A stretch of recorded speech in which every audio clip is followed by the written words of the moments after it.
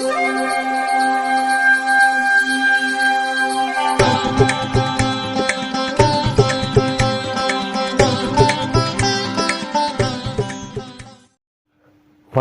வசந்த காலம் YouTube channel வாயிலாக இந்த இனிய காலை பொழுதில் உங்களுடன் தொடர்பு கொள்வது ஜோதிடர் சண்முகப்பிரியன், சென்னை அடையாறிலிருந்து. இன்றைய நாள் ஜனவரி மாதம் 22ஆம் தேதி திங்கட்கிழமை, சோபாக்கிருது வருடம் தை மாதம். தை மாதத்தில் இது 8ஆம் திருநாள். இன்றைய நட்சத்திரம் மிருகசிரிஷம், திதி வளர்பிறை, துவாதசி, யோகம் அமிர்த யோகம். துளாராசிக்காரர்களுக்கு சந்திராஷ்டம தினம். இன்று மாலை 6:24 வரை துளாராசிக்காரர்களுக்கு சந்திராஷ்டமம். அதன் பின் விருச்சிக ராசிக்காரர்களுக்கு சந்திராஷ்டமம் ஆரம்பமாகிறது. இன்று மாலை 6:24 அளவில் விருச்சிக ராசிக்காரர்களுக்கு சந்திராஷ்டமம் ஆரம்பம். இன்றைய விசேஷம், இன்றைய தினம் சுப முகூர்த்த நாள். இன்று அயோத்தியில் ராமபிரானுக்கு கோயில் கட்டியிருக்கும் இடத்தில் பிராண பிரதிஷ்டை நடைபெறுகிறது. இன்று அயோத்தியில் ராமர் பிராண பிரதிஷ்டை திருநாள். இன்றைய தினம் 2 விசேஷங்கள். ஒன்று பிராண பிரதிஷ்டை தினம், மற்றொன்று சுபமுகூர்த்த நன்னாள். நாளைய விசேஷம், நாளைய தினம் பிரதோஷம். நாளைய விசேஷம், நாளைய தினம் பிரதோஷம். இன்றைய தினத்திற்கான ராகு காலம் காலை 7:30 முதல் 9 வரை. யமகண்டம் காலை 10:30 முதல் நண்பகல் 12 வரை. குளிகை நேரம் மதியம் 1:30 முதல் 3 வரை. இன்றைய தினத்திற்கான நல்ல நேரம், சுபகோரை நல்ல நேரங்கள்: நண்பகல் 12 முதல் 2 வரை, பிற்பகல் 3 முதல் 4 வரை, மாலை 6 முதல் 9 வரை. இன்றைய கிரக நிலவரம், இன்றைய கிரக நிலை: மேஷத்தில் குரு, ரிஷபத்தில் சந்திரன், கன்னியில் கேது, தனுசில் செவ்வாய், புதன், சுக்கிரன், மகரத்தில் சூரியன், கும்பத்தில் சனி, மீனத்தில் ராகு. இன்று மாலை 6:24 அளவில் சந்திர பகவான் ரிஷப ராசியில் இருந்து மிதுன ராசிக்குள் பிரவேசிக்கிறார். அதுவே இன்றைய கிரக மாற்றம்.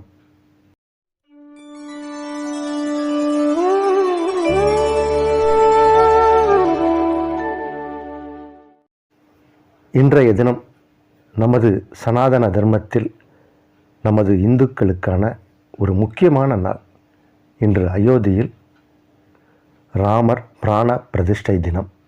அது என்ன பிராண பிரதிஷ்டை தினம்? கும்பாபிஷேகமா அப்படின்னா, குடமுழுக்கு விழாவுக்கும் பிராண பிரதிஷ்டைக்கும் வித்தியாசம் இருக்குது. இன்று நடப்பது பிராண பிரதிஷ்டை. அங்கே தான் ராமபிரான் பிறந்தார். அவர் பாலனாக, சிறுவனாக இருந்த நிலையில் ஒரு ராமபிரானின் சிலையை பிரதிஷ்டை செய்கிறோம். அதுதான், அதற்கு உயிரோட்டம் கொடுக்குறோம். அதுதான் பிராண பிரதிஷ்டை தினம். அது இன்று. நமக்கு 500 ஆண்டுகளுக்கு பிறகு இந்த சம்பவம் நடக்குது. பல பேர் இதற்காக முயற்சி செய்திருக்கிறார்கள். சுப்ரீம் கோர்ட்டின் ஆர்டர் படி, தொல்பொருள் ஆராய்ச்சியாளர்களின் ரிப்போர்ட்டுப்படி அங்கே ராமர் சன்னதி இருந்தது அப்படிங்கிறதுக்கு ஆதாரம் கிடைத்தது. அதற்கு பிறகுதான் இந்த முயற்சி எடுத்து இன்றைக்கி அது நடக்குது. இது நம்ம எல்லாருக்கும் ஒரு மகிழ்ச்சியான விஷயம். இதில் நம்ம ஒரு விஷயம் சொல்லிக்க ஆசைப்பட்றேன். பொதுவாக ராமபிரான் பிறந்தது அப்படிங்கிறது புனர்பூசம் நட்சத்திரத்தில், புனர்வசு அப்படிம்பாங்க.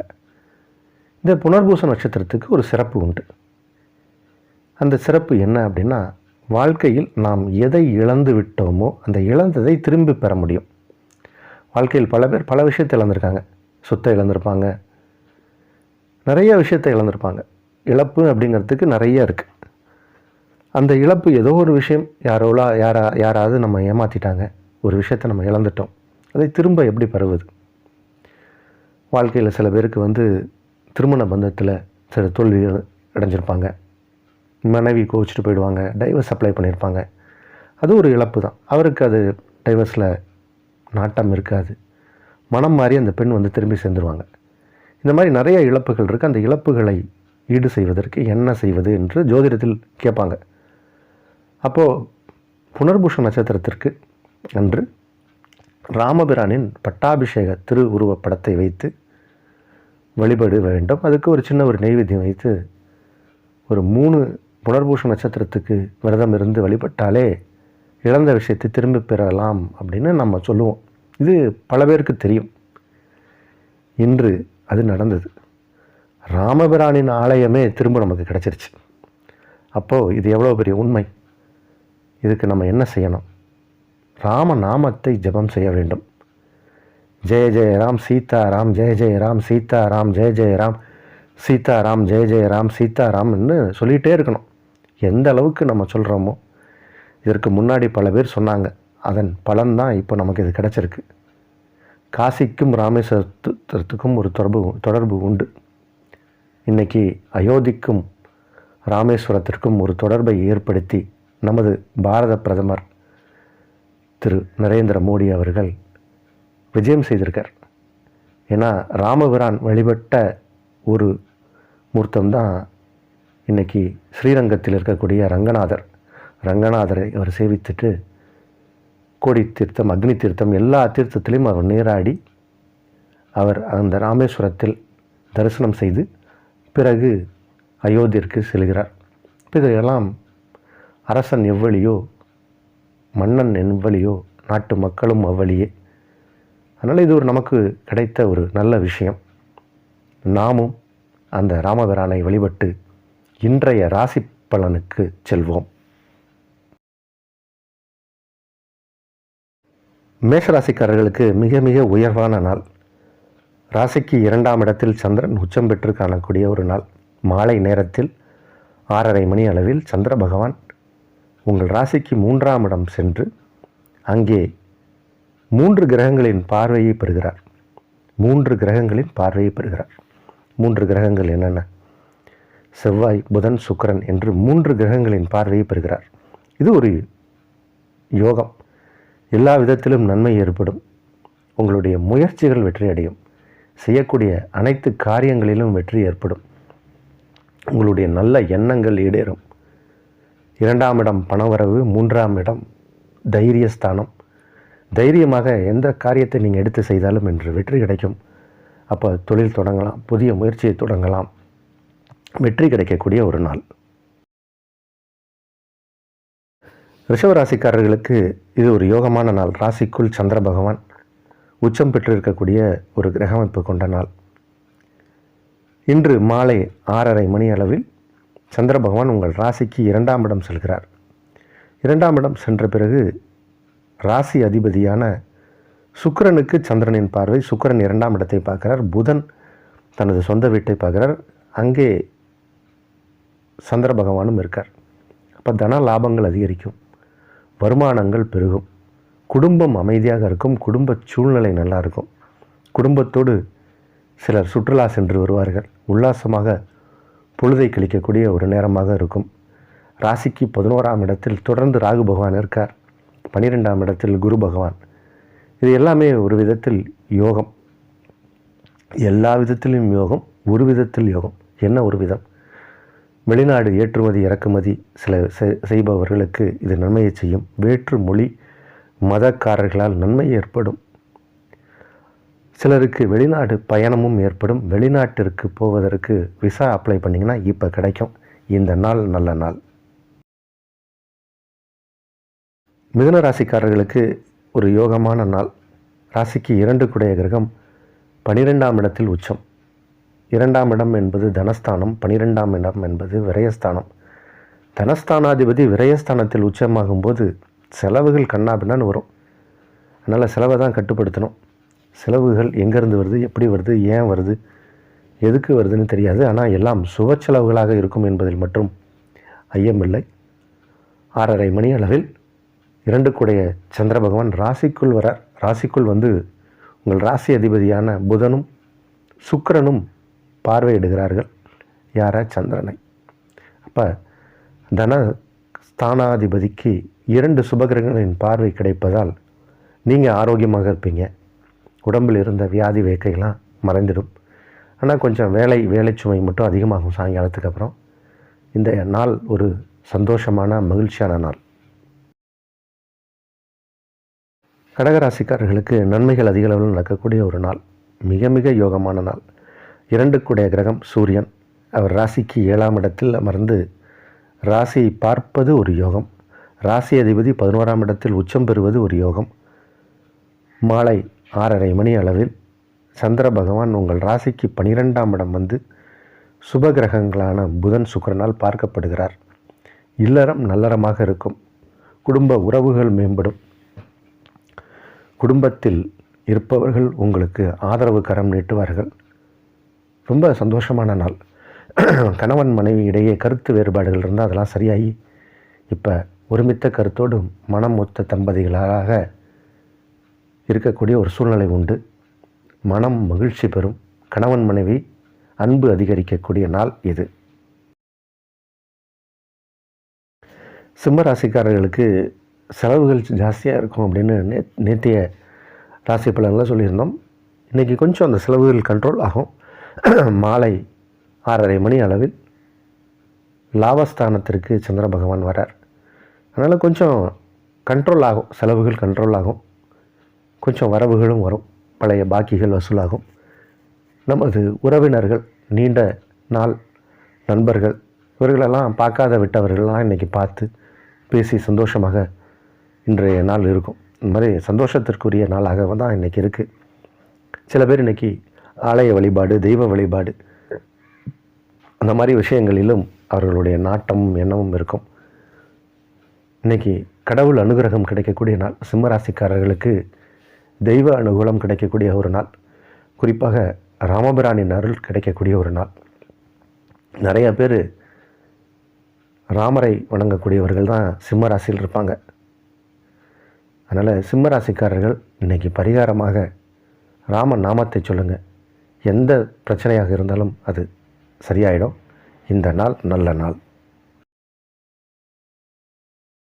கன்னி ராசிக்காரர்களுக்கு மிக மிக அதிகமான யோகமான, நலமான, வளமான, சிறப்பான நாள். ரொம்ப பிரமாதமாக இருக்குது கன்னி ராசிக்காரர்களுக்கு.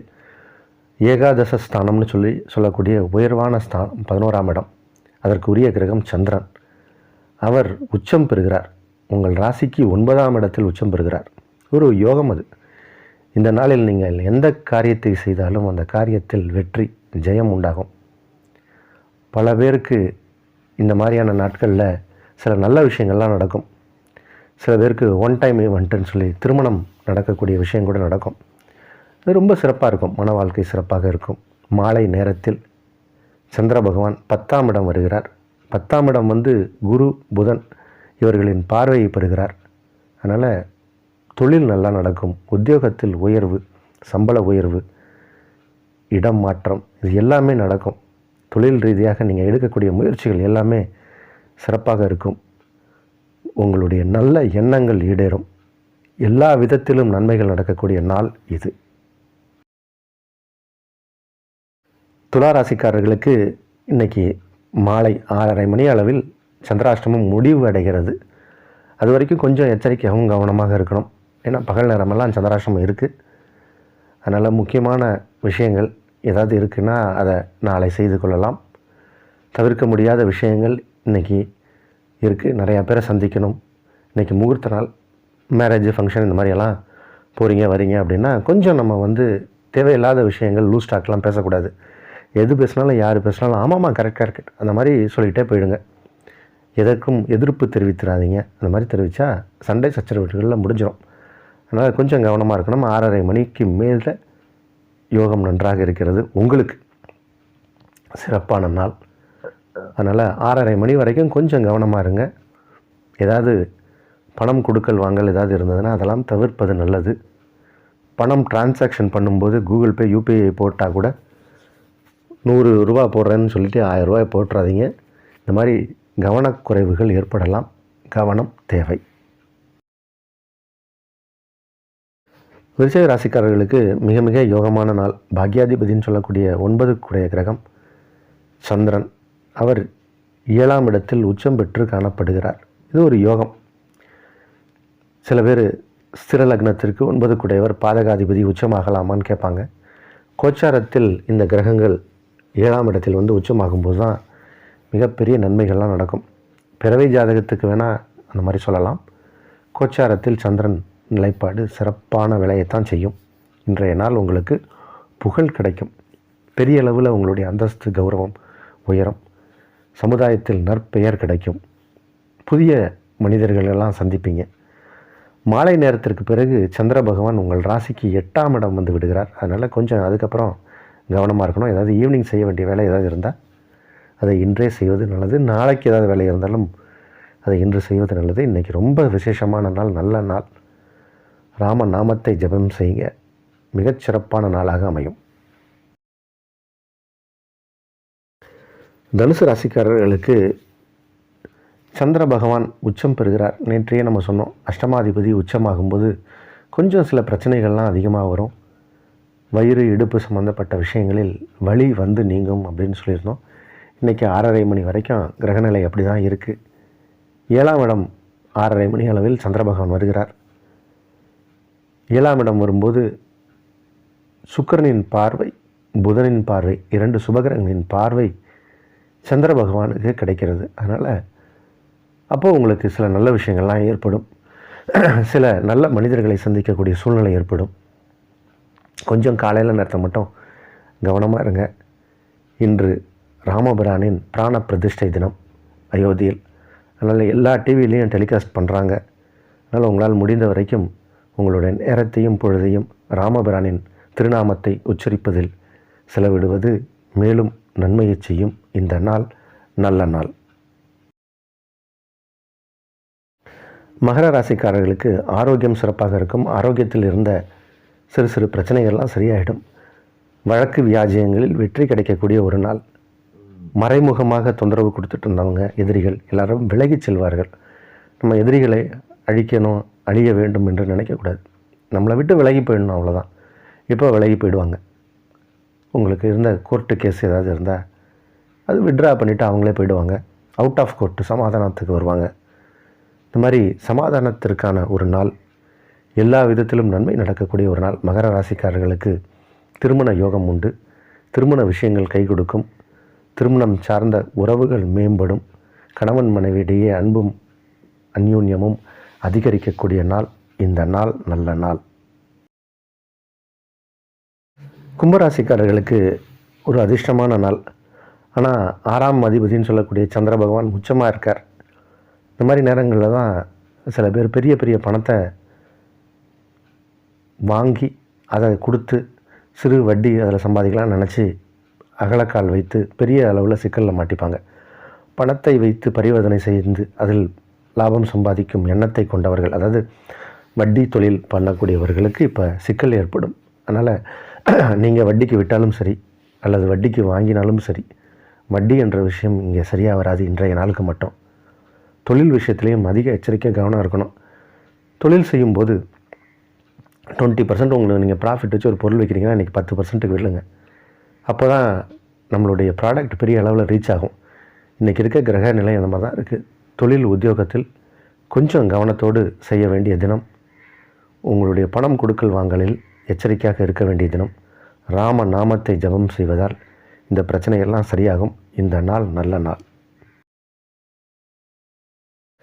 மீனராசிக்காரர்களுக்கு இன்றைக்கி வெற்றி கிடைக்கக்கூடிய ஒரு நாள்.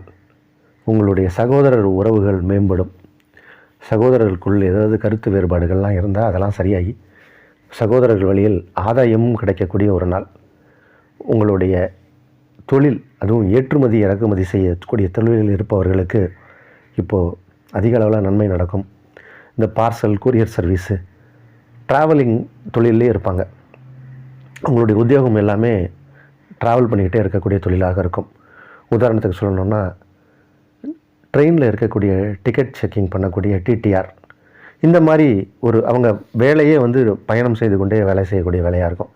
இந்த மாதிரி செய்யக்கூடிய வேலையில் இருக்கக்கூடிய மீனராசிக்காரர்களுக்கு மிகப்பெரிய யோகம் கிடைக்கும், புகழ் கிடைக்கும், அந்தஸ்து கிடைக்கும், கௌரவம் கிடைக்கும். அதனால் இன்றைக்கி நாளை பொறுத்த வரைக்கும் எல்லா தொழிலும் இருப்பவர்களுக்கும், எல்லா பாலினருக்கும், எல்லா வயதினருக்கும் நன்மையான நாள். அதில் குறிப்பாக இந்த மாதிரி தகவல் தொடர்பு, இந்த மாதிரி ஒரு பார்சல், இந்த மாதிரி கொரியர் சர்வீஸ், இது மாதிரி யாருக்காவது கொண்டு வந்து கொடுக்கக்கூடிய டெலிவரி ஏஜென்ட்டு, டெலிவரி பாய்ஸ், இந்த இப்போல்லாம் ஃபுட்டெல்லாம் டெலிவரி பண்ணுறாங்களே, இந்த மாதிரி தொழிலில் இருக்கிறவர்களுக்கெல்லாம் யோகம் அதிகமாக நடக்கக்கூடிய ஒரு நாள், அவர்களுக்கு எதிர்பாராத அதிர்ஷ்டம் நடக்கக்கூடிய நாள் இது.